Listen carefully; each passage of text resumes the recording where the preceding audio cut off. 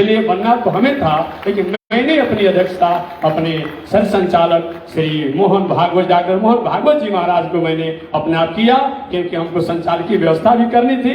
तो अध्यक्ष भी हैं, विशिष्ट अतिथि भी हैं, मुख्य अतिथि भी हैं, और इस आयोजन के ठीक है हमारे चतुर्वेदी जी, चौबे जी, मंत्री जी अपने आप में व्यवस्था है, आयोजक हैं, लेकिन अपने आप में बिना भर का कितना भी बरात हो जाए अच्छा नहीं लगता है। तो जो अपने आप पे ऐसे अपने वैदुष्य द्वारा, अपने पांडित्य द्वारा और अपनी रितंभरा प्रज्ञ द्वारा, रितंभरा बुद्धि द्वारा जो पूरे विश्व में अपने आप में मानव मात्र को एक पटल पर, एक मार्ग पर चलने का जो संदेश देते हैं, वह बक्सर की पावन भूमि पर चल करके आए हुए हैं, और यह बताने के लिए आए हुए हैं, यही बक्सर है जहाँ के पुरुषार्थ को स्वीकार करके भगवान श्री राम पूरे विश्व में अपने नाम को कर लिए। काश से बक्सर नहीं होता तो भगवान श्री राम अयोध्या में होते जरूर, राजकुमार भी होते, दशरथ नंदन भी होते, हो सकता है कहीं अपने आप में जनक जी महाराज के जमाता भी बन जाते, लेकिन आज भगवान श्री राम पूरे विश्व में मर्यादा के रूप में जाने जाते हैं। यह राम की कर्म भूमि, बावन भगवान की जन्मभूमि, विश्वामित्र भगवान की तपस्थली और गौतम ऋषि की अपने आप साधना स्थली, नारद ऋषि की अपने आप में साधना स्थली, भार्गव ऋषि की साधना स्थली, ऐसे हमारे और परम पूज्य इस शताब्दी में अपने आप अपनी तपस्या साधना योग द्वारा जो जाने जाने वाले अनंत श्री विभूषित पूज्य गुरुदेव श्री त्रिदंडी स्वामी जी महाराज की पावन कृपा और श्री भाष्यकार श्री रामानुजाचार्य स्वामी जी महाराज जो आज से 1000 वर्ष पहले पूरे विश्व में मानव मात्र को भक्ति द्वारा अपने आप में जो कल्याण करने का संदेश दिया। रामानुजाचार्य स्वामी जी महाराज ने कहा था, हे संसार में रहने वाले लोग, दुनिया में मानव के कल्याण के लिए बहुत से साधन हो सकते हैं, लेकिन सबसे श्रेष्ठ साधन है कहीं गर्ज लक्षण विलक्षण मोक्ष भाजो रामानुजो विजयते यति राज राजा। उसी बातों को अंग्रेजी में भी अपने आप कहा गया, वर्क इज वर्शिप। इसी बातों को मानसकार ने कहा कि नीच टहल सब प्रभु के करी हो, अपद विलोक भव सागर डरी हो। इतना ही नहीं, यही वह बक्सर है जहाँ पर all thing bright and beautiful, all creature great and small, छोटे बड़े सुनहले चमकीले जो कुछ भी दुनिया में है उसको बनाने वाले साक्षात भगवान श्रीमन नारायण है। वही श्रीमन नारायण विष्णु के रूप में है, वही विष्णु साक्षात बावन रूप में इस बक्सर में आए। बावनो वही विष्णु, वही बावन की भूमि पर हमारे सब संचालक अनंत श्री विभूषित श्री डॉक्टर मोहन भागवत जी महाराज का आगमन है। तो मैं चाहूंगा कि राम कर्म भूमि पर आप ऐसा संदेश दें, इस संदेश से जैसे अवधाम अयोध्या पूरे विश्व में अपने आप में मानव पटल पर आ गया है, पूरे विश्व के हृदय में आ गया है, ऐसा अपने द्वारा आप प्रेरणा दें सरकार को भी, शासन को भी, समाज को भी, और हर मानव को अपना ऐसा संदेश दें कि वह अयोध्या जैसी अपनी स्थिति की ओर बढ़ रहा है, वही बक्सर की स्थिति हो, बक्सर भी उसी स्थिति की तरफ आगे बढ़े।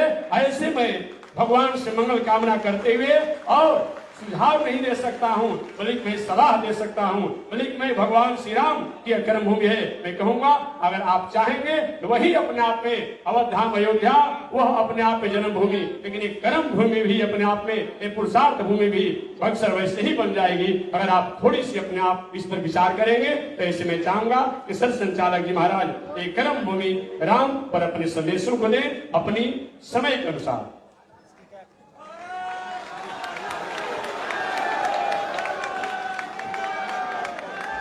सभी परम श्रद्धेय संत चरणों में मेरा विनम्र वंदन है और इस महासभा में उपस्थित सभी महानुभाव नागरिक सज्जन माता भगिनियों के चरणों में भी वंदन है। संत उदार हृदय भी होते हैं और सरल भी होते हैं, इसलिए दो बातें जो मेरा अधिकार बिल्कुल नहीं है वो मेरे सर पर उन्होंने टाल दी। एक तो मुझे यहाँ अध्यक्ष कहा गया, संतों की सभा में अध्यक्ष बनने का मेरा बिल्कुल ही अधिकार नहीं, और वो मुझे भी अनंत श्री विभूषित कहते हैं ये वो मैं नहीं हूं, क्योंकि उन्होंने मुझे अपने आप को यहाँ बिठाया, अपने पंक्ति में बिठाया, वो मुझे भी वही उपाधि लगा रहे हैं, लेकिन वो अनंत श्री का विभूषण सतत केवल संतों को रहता है मैं स्वयं सेवक तो जरूर हूं, संत कहने की हिम्मत अपने आप को मैं नहीं करता, क्योंकि मैं जानता हूं ये अनंत श्री विभूषित होना, इसका एक लक्षण ये है कि संत निरंतर उसके संपर्क में रहते हैं, इसलिए उनके मन में अपना कुछ नहीं रहता। मेरे लिए ये चाहिए, मेरे लिए वो चाहिए, ये मेरा है, वो पराया है, ये सब उनके मन में नहीं रहता। उनके मन जैसा दर्पण बन जाता है, उसमें केवल उसकी इच्छा प्रकाशित होती है। और इसलिए मेरा अनुभव ऐसा है कि संतों की मनोकामना पूरी होती है। कैसे होती है वो मैं नहीं जानता, असंभव लगने वाली बातें भी वो इच्छा करते हैं, यथावकाश पूरी होती है। यथावकाश इसलिए पूरी होती है कि कोई भी इच्छा पूरी करने के लिए पुरुषार्थ करना पड़ता है, कर्म करना पड़ता है। प्रभु रामचंद्र श्री विष्णु के अवतार, उनको तो यहाँ मनुष्य जन्म में आना, वनवास का, पत्नी वियोग का कष्ट सहन करना, उसी पत्नी को दोबारा त्याग करना, अपने भाई को मृत्यु दंड की शिक्षा देना और राज्य वगैरह सब छोड़कर प्रजाजनों सहित सरयू प्रवेश करना, ये सब कष्ट सहन करने की कोई आवश्यकता नहीं। पृथ्वी का भार उतारना होता तो वही अपने शेष शैया से थोड़ी सी भृगुटी टेढ़ी कर देते, तो संपूर्ण राक्षस कुल वैसे ही भस्मसात हो जाता जैसे लंका में युद्ध के बाद हो गया। ये कोई उनके लिए कठिन बात नहीं थी, परंतु ये उन्होंने ही बनाई धरती का नियम है कि यहाँ इच्छा और उसकी पूर्ति, इसके बीच में पुरुषार्थ करना पड़ता है, कर्म करना पड़ता है। और इसलिए जन्म लेकर उनको कर्म करना पड़ा। और मजे की बात यह है, हर बार उन्होंने जन्म लिया, हर किसी रूप में लिया, उनकी तो अपनी कोई कामना नहीं थी। ये विश्व तो उत्पन्न होता है, विलीन होता है, ये लीला लाखों बार वो देखते रहे, उनसे इससे क्या लेना देना। लेकिन इस विश्व में हम लोग हैं, हमारे दुखों कष्टों का भार उतरना चाहिए, ऐसा हम चाहते हैं, भगवान को बुलाते हैं, तो हमारी इच्छा पूर्ण करने के लिए वो आए। और इसलिए वो जो कर्म उन्होंने किए हर अवतार में, वो अकेले नहीं किए, हम सबको आगे किया, हम सब ने वो कर्म किए, हम सब ने उसके लिए कष्ट सहन किए, हमको कई सुखों का त्याग करना पड़ा, हमको बलिदान होना पड़ा, तब हमारी मनोकामनाएं उसकी इच्छा से पूर्ण हुई। इसलिए बहुत सी इच्छाएं मन में आती है, लेकिन संतों ने जो समझाया है वो अपने मन में धारण कर चुका हूं मैं, वही जो सोई राम रचि राखा, वो तो होना है, उसमें तर्क क्या करना है। उसकी अगर इच्छा है, और संत जो अनंत श्री विभूषित है, उनके मन में केवल उनकी इच्छा का प्रतिबिंब आता है, तो उसकी इच्छा तो पूर्ण होनी है, देर सवेर होना ही है। हमारा काम है हम पुरुषार्थ करें, हम कर्म करें। हाँ, लेकिन कर्म यानी नारा देना, ये जोश की बात है, जरा होश में आ जाइए। याद कीजिए, स्मरण कीजिए राम ने कैसा कर्म किया था। यहां शुरू हुआ ना कर्म। पहली बात है, एक वर्णन अध्यात्म रामायण का ऐसा है, कौन मरता है, मैं जो अनुभव अब तक ले चुका हूं जीवन का, मुझे ये बिल्कुल नीरस लगता है। जीवन के जाए, बाकी झंझट न करे, ऐसा लगता है। तो एक पूरा उपदेश है अध्यात्म रामायण, जो श्री राम को, यद्यपि संसार असार है, उसकी असारता को भेद ने भी कही कि जप करो मन में राम रखो। मन में मैं है वो भी कर्म करवाता, मुझे भूख लगी है इसलिए मैं पैसा कमाता हूं, खाना बनाकर खाता हूं, बनवा कर खाता हूं, मेरे लिए करता हूं। लेकिन कर्म करना है तो जैसे भारत का किसान परंपरा से क्या सोचता है, मुझे खेती इसलिए करनी है कि खेती करके खिलाना मेरा धर्म है, और इतने कष्ट पाता है लेकिन खेती करता है, छोड़ता नहीं, क्योंकि वो धर्म है। धर्म क्या होता है? जो समाज को जागरूक रखता है, जोड़ कर रखता है, उन्नत करता है, पराक्रमी बनाता है, जोड़ने वाला, सब में आनंद पैदा करने वाला, सर्वत्र सुख देने वाला, सबको सुख देने वाला, ऐसा बनाता है समाज। उस धर्म के लिए कर्म करना, अपने लिए नहीं करना। संकल्प उसका है, वो चलेगी, लेकिन मुझे पुरुषार्थ करना है, उसके लिए तो काम करते समय दो बातें होती है। सरसंघ चालक थे पूजनीय गुरुजी, उनको दिल्ली में पत्रकारों ने पूछा, एक पत्रकार ने कहा मेरे गांव में एक भी ईसाई मुसलमान नहीं है, तो मेरे गांव में संघ का काम क्या काम है? तो गुरुजी ने उसको उत्तर दिया कि भैया संघ मुसलमान ईसाइयों के लिए नहीं चलता है, तुम्हारे गांव क्या पूरी दुनिया में एक भी मुसलमान ईसाई नहीं होता, और हिंदू समाज की यह स्थिति होती।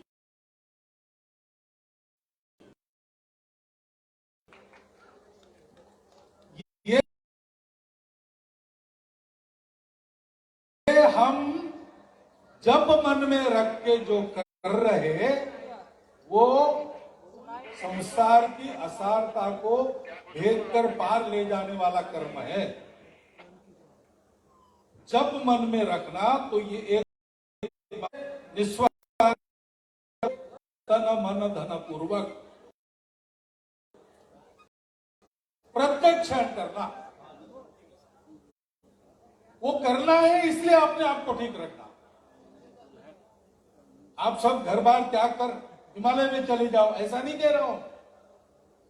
ये करना है इसलिए हमको भी ऐसा मन रखना, क्यों? उसका काम करना, बुद्धि को सीधा रखना, कोई बरगला ना सके, सरल है, लेकिन हमको कोई ठग नहीं सकता, ऐसा रखना, क्यों? उसका काम करना। इसके लिए मन की अयोध्या बनानी पड़ती है। तो जो मैंने कहा उस समय वो एकदम मन में आया इसलिए नहीं कहा, ये बात है, तो इसलिए वो मन में रखना। और दूसरी बात होती है, डर किसी का नहीं लगता, क्योंकि उसकी इच्छा है, वो होना ही है। और हमको पता है कि हम मरते नहीं, शरीर मरता है, बाद में फिर से आते हैं, पिछला कर्म पूरा करते हैं, इसलिए वो होना ही है, और होते तक हम करते ही रहे, डरने की कोई बात नहीं। फिर दूसरी बात है, श्री राम आए, निर्भयता पूर्वक उन्होंने ऐसा कर्म किया, और वो कर्म सबसे करवाया कैसे? ऑर्डर देके नहीं करवाया, उन्होंने सबको में परायापन नहीं देखा, किसी को नीच नहीं माना, सबको अपना माना, सबको गले लगा, उत्तर से दक्षिण भारत को जोड़ा। पंडित राम मनोहर लोहिया कहते हैं, उत्तर से समाज को जोड़ा,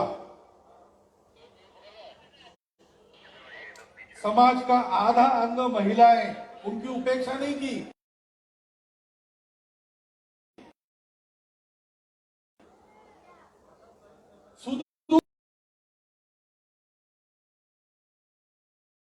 गिरी गंधराओं में रहने वालों को जागरूक किया, उनको पुरुषार्थ के लिए प्रवृत्त किया। वो श्री राम अवतार थे इसलिए सक्रिय नहीं हुए। श्री राम अयोध्या के राजकुमार थे इसलिए सक्रिय नहीं हुए। श्री राम ने सबके मन को अपने मन से जोड़ा। हम सबको भी ऐसे ही करना पड़ेगा। हमारे परिधि में जितने लोग आते हैं, अपने घर के लोग तो है ही, अपने रिश्तेदार तो है ही, लेकिन अपना घर चलाने वाले भी लोग हैं भैया। आपके घर के सामने का रास्ता साफ करने वाला कर्मचारी है, वो भी आपके जीवन को थोड़ा सा संवारता है। अगर आप अपने कपड़े लॉन्ड्री में देते हो तो वहां कपड़े धोने वाला भी आपके जीवन को बनाता है। और कपड़ा आपके पास इसलिए है, किसी किसान के खेत में कपास उगी और किसी मिल में उसका धागा निकला और कपड़ा बना, किसी टेलर ने उसको कुर्ता बनाया, पैजामा बनाया, किसी हाथ करगे पर उसकी धोती बनी। ये सब लोग अपने जीवन को बनाने वाले लोग हैं। ये सब उनको अपरत्व का, सम्मान का, आदर का, प्रेम का व्यवहार मिलना चाहिए। ये दो काम हम करेंगे जो श्री राम ने किए, तो बाकी सारी विद्या श्री राम जी को शस्त्र शस्त्र शास्त्र संपन्न विश्वामित्र जी के लिए योग्य बन गए। अगर हम अपनी योग्यता को बनाते हैं तो जब जो करना है उसके लिए जो जो शक्ति चाहिए श्री राम की कृपा से अपने आप हम लोगों में अवतरित हो जाएगी।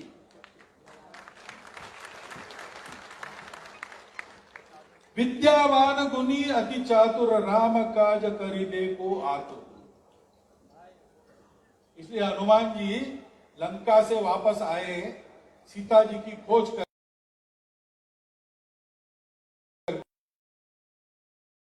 कि आपने बड़ा अद्भुत कर्म किया, तो वो कहते हैं कि आप क्यों ऐसा कह रहे हैं, मुझे क्यों लजा रहे हैं, मैं तो जानता हूं ये सब आपका ही प्रताप है। श्री राम का प्रताप हनुमान जी के कृति में क्यों आया? हनुमान जी उसके लिए योग्य, और इसलिए तो फिर मनोकामना संतों की क्या उसी की है, उससे उनसे प्रकट होती है। वो पूरी होने में क्या देर लगेगी, कौन करेगा, कैसा होगा, ये सब तफसील की बातें है और गैर लागू है। ये परिवर्तन दुनिया में ऐसे होते रहते हैं। भारत को भी उठना है, भारत का उत्थान हो उसकी इच्छा है। कहां बात रुकी है? हमारी तैयारी पे रुकी है। हम तैयार हो जाए, बाकी अपने आप हो जाएगा। मुझे लगता है सारे संतों के भाषण मैंने तो ध्यान से सुने, और जो जोश वाली बातें थी उसका जोश मन में कुछ देर रखा, बाद में होश में आकर उसका विचार किया, तो मुझे जो सार मिला वो यही है कि हम गुणवान बने, हम सबको जोड़े, हम प्रामाणिकता से, निस्वार्थ बुद्धि से, तन मन धन पूर्वक देश धर्म संस्कृति समाज के लिए काम करें, तो जो भी मनोकामना है वो पूरी होगी। दुनिया की परिस्थिति ये कह रही कि दुनिया को आज वैभव संपन्न सनातन संस्कृति को प्रत्यक्ष आचरण में लाने वाले भारतवर्ष की, समरस भारतवर्ष की आवश्यकता है। वो आवश्यकता पूर्ण करने के लिए हम तैयार हो, तो भारतवर्ष वैभव संपन्न, सामर्थ्य संपन्न, समरस बने। इसके लिए जो होगा वही तो सो ही राम रचे राखा। बहुत बहुत धन्यवाद, नमस्कार।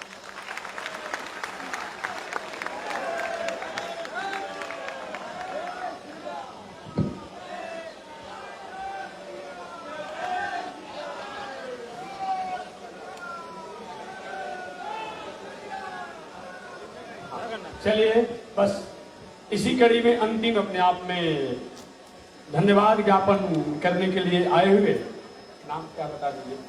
Doctor R N Singh ji, doctor साहब।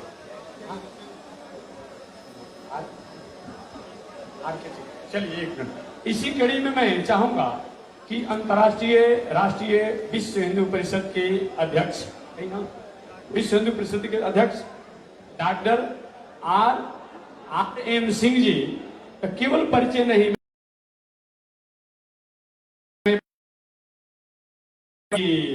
पटना में जैसी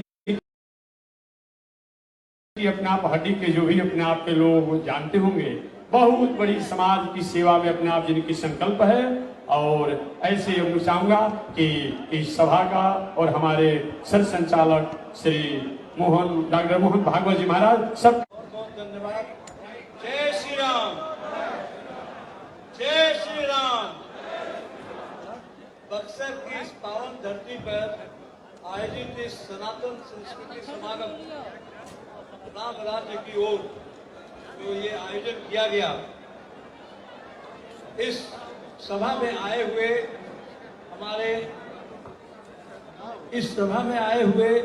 हमारे जितने संत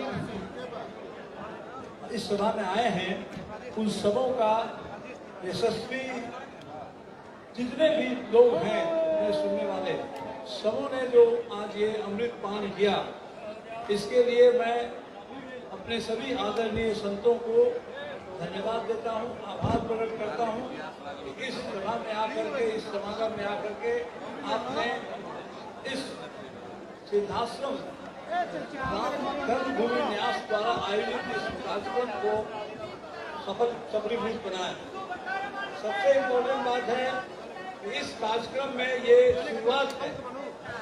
ये कार्यक्रम अंदर 10 दिन चलने वाले हैं, 15 तारीख तक चलेंगे, एक हफ्ता, और इसमें राम कथा, भागवत कथा होती रहेगी। और सबसे इम्पोर्टेंट है कि आप देखेंगे अभी 11,30,000 दिए से बना हुआ राम की एक आकृति जो मालिच को मारते हुए दिखाया गया है, उसको देखना जरूरी है। वो दिया से बनाया गया है, ये बहुत ही अच्छा है। इस पूरे आयोजन में हमारे माननीय श्री अश्विनी कुमार चौबे जी और उनके जितने भी टीम के लोग हैं, सबों का इस सिद्धाश्रम राम जन्मभूमि कर्मभूमि न्यास की ओर से हम उन्हें धन्यवाद देते हैं, आभार प्रकट करते हैं। और इस देश के और आज के मुख्य अतिथि जिन्होंने हमें अपने मार्गदर्शन से अवगत किया, श्री मोहन भागवत जी को, जो आप जानते हैं कि ऐसे यशस्वी, आदरणीय और दृढ़ संकल्प वाले लोग हमारे देश में बहुत कमी हैं। इनको मैं इस सिद्धाश्रम की तरफ से और ये राम कर्मभूमि न्यास की ओर से आभार प्रकट करते हैं, प्रणाम करते हैं, धन्यवाद करते हैं कि उन्होंने आकर इस त्योहार को के आयोजन को सफल बनाया। धन्यवाद। अब मैं चाहूंगा कि इस क्रम में मोहन जी बोला दे दीजिए। धन्यवाद ज्ञापन के साथ ये सभा, ये सत्र केवल संपन्न होने की ओर है, लेकिन इसके पूर्व हम कहते हैं कि ये अपना जो श्री राम कर्मभूमि न्यास है, यह उद्देश्य को लेकर के शुरू हुआ है। और इसका उद्देश्य है कि यह गौतम के न्याय दर्शन की धरती से भगवान श्री राम ने जो कार्य शुरू किया था, वह आज इस कली काल में भी आज की समस्याओं के समाधान देने के लिए हो। भगवान श्री राम के जब गौतम के पास जाते हैं तो गौतम का न्याय दर्शन कहता है, इच्छा ज्ञान प्रयत्न सुख दुख द्वेष आत्मनोलिंगानी। मतलब हम इच्छा करें, उसके सम्यक हमारा ज्ञान हो और उसके सम्यक हमारा प्रयत्न हो। पंडित दीनदयाल उपाध्याय भी अपने एकात्म दर्शन में इस तत्व को लेते हुए कहते हैं कि इच्छा के साथ साथ ज्ञान और ये उसके साथ प्रयत्न में यदि शामिल नहीं होगा तो हम अपने अभिष्ट को प्राप्त नहीं करेंगे, दुख की प्राप्ति होगी। और दुख की प्राप्ति होने के बाद द्वेष होता है और द्वेष के बाद समाज विघटित होता है। तो इस समस्या का अस्थायी समाधान देने के लिए हम लोगों ने यहाँ भगवान श्री राम के प्रथम कर्मभूमि पर एक श्री राम सांस्कृतिक केंद्र और शोध संस्थान विकसित करने का एक संकल्प लिया है। और उस संकल्प के तहत उसका आकार कैसा होगा, उसकी प्रतिकृति कैसी होगी, यह आज पूज्य सर संचालक जी के चरणों को समर्पित किया गया। और इसके बाद हम लोगों का एक अभियान